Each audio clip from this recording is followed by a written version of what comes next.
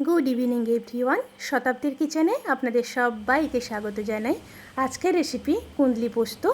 এই ধরনের পোস্ত গরম ভাতে তো অসাধারণ লাগে, তেমনই রুটি পরোটার সাথেও দারুণ লাগে। আর আজকের রেসিপিটি বানাচ্ছি বাগানের গাছের কুঁদলি দিয়ে। দেখুন, বেশ অনেকটাই তুলে নিয়েছি, আরও কিন্তু কুঁদলি সব হচ্ছে। এই গরমে এই রকম রেসিপি আমাদের কাছে তো ভীষণই প্রিয়। আপনাদের কেমন লাগলো অবশ্যই আপনারা রান্না করে কমেন্ট করে জানাতে কিন্তু ভুলবেন না।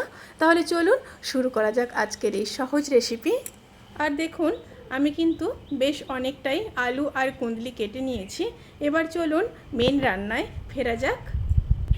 প্রথমে কড়াইতে সর্ষের তেল দিয়ে দেব। অবশ্যই কিন্তু সর্ষের তেলে রান্না করতে হবে।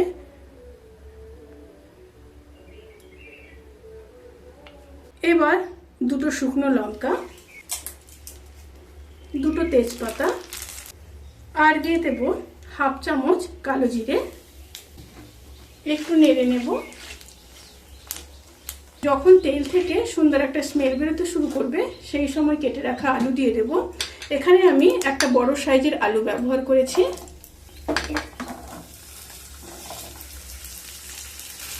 আলু দিয়ে একটু নেড়ে নেব। সাথে দিয়ে দেব পরিমাণ মতো লবণ আর খুব সামান্য হলুদ। আপনারা যদি চান হলুদ স্কিপ করতে পারেন। অনেকেই পোস্ততে হলুদ খেতে পছন্দ করেন না। এবার আবার ভালোভাবে মিশিয়ে নেব।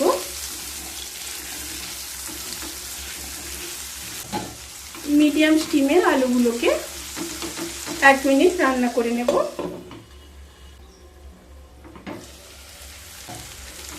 আবারও একটু নেড়ে নেব। নেড়ে নিয়ে কেটে রাখা কুঁদলিগুলোকে দিয়ে দেবো। এখানে আমি 250 গ্রাম কুঁদলি ব্যবহার করেছি। কুঁদলি দিয়ে আবারও আলুর সাথে খুব ভালোভাবে মিশিয়ে নেব। মিশিয়ে নিয়ে লো টু মিডিয়াম স্টিমে 10 থেকে 15 মিনিট ভালোভাবে রান্না করে নেব। মাঝখানে মাঝখানে 2 বার নেড়ে নেব।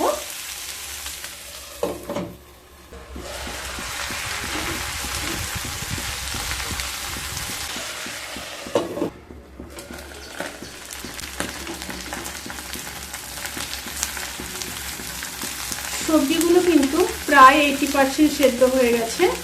এই সময় আমি বেটে রাখা পোস্ত দিয়ে দেব। এখানে আমি 4 টেবিল চামচ পোস্ত বেটেছি।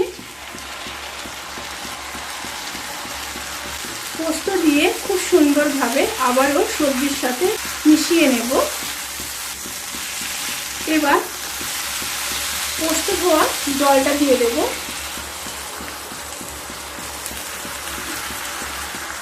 পোস্ত ধোয়া জল দিয়ে আবারও খুব ভালোভাবে মিশিয়ে নেব। খুব ভালোভাবে মিশিয়ে নিয়েছি।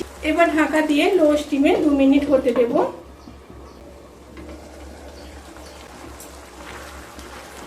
পোস্ত প্রায় হয়ে এসছে। এবার ওপর থেকে দুটো চেরা কাঁচা লঙ্কা, 1 চামচ চিনি অবশ্যই দিতে হবে টেস্ট ব্যালেন্স করার জন্য। আর ওপর থেকে সর্ষের তেল দিয়ে দিলাম।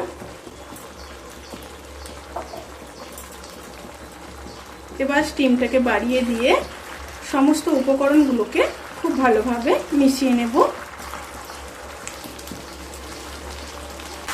পোস্ত কিন্তু সার্ভ করার জন্য একদম রেডি। এবার গ্যাস অফ করে দেব। গ্যাস অফ করে দিয়ে ঢাকা দিয়ে 5 মিনিট স্ট্যান্ডিং টাইমে রেখে তারপর সার্ভ করব।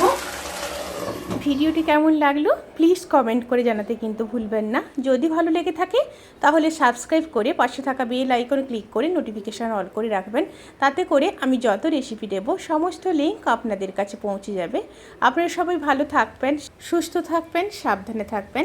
আজকের মতো এই পর্যন্ত। পরের ভিডিওর জন্য অপেক্ষা করুন। টাটা।